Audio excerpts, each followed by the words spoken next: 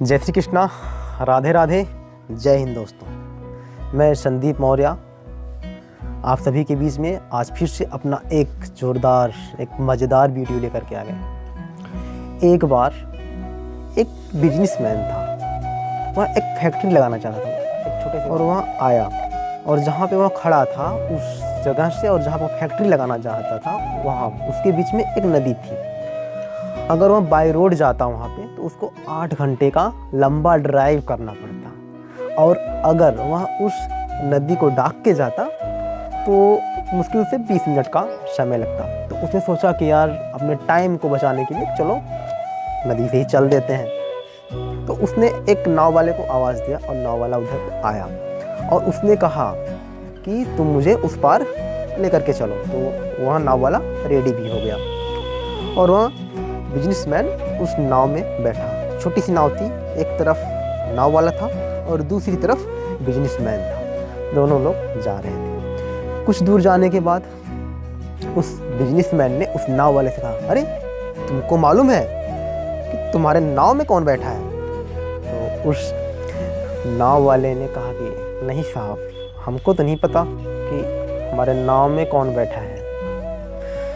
तो उसने कहा कि अरे यार, हमारा फोटो तो आए दिन अखबार में छपता रहता है, तुम अखबार नहीं पढ़ते क्या?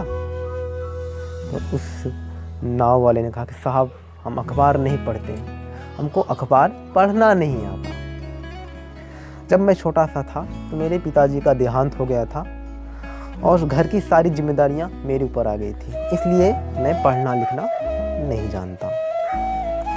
तो उस बिजनेसमैन ने कहा, तुमको पढ़ना लिखना नहीं आता? तो यार ऐसी ज़िंदगी का क्या फ़ायदा जब तुम कुछ पढ़ना लिखना ही नहीं जानते। तो इस बात का उस नाव वाले को बहुत बुरा लगा और उसने कुछ बोला नहीं। फिर कुछ दूर जाने के बाद उस बिजनेसमैन ने कहा कि तुमको मालूम है, तुम्हारे इस छोटे से गांव में मैं अपना एक बड़ा सा फैक्ट्री लगाने वाला हूँ, वो भी मिनरल्स वाटर का। तो उस नाव वाले ने कहा कि माफ़ी चाहते हैं साहब, मैंने कुछ समझा नहीं, किस चीज़ का आप फैक्ट्री लगाना चाहते हैं? जाओगे दुकानों पे तो वहाँ बोतलों में रखा रहता है, कभी शहर गए हो? तो नाव वाले ने कहा कि नहीं साहब, हम तो कभी शहर ही नहीं गए हैं, अपने गांव में ही हमारा सब कुछ अच्छा हो जाता है, सब राधे राधे हैं, हम शहर नहीं गए हैं। तो उस बिजनेसमैन ने कहा कि तुम अभी तक शहर भी नहीं गए हो? उसने कहा कि नहीं साहब। तो बोले, ऐसी ज़िंदगी का क्या फ़ायदा कि जो कभी शहर भी ना गया हो?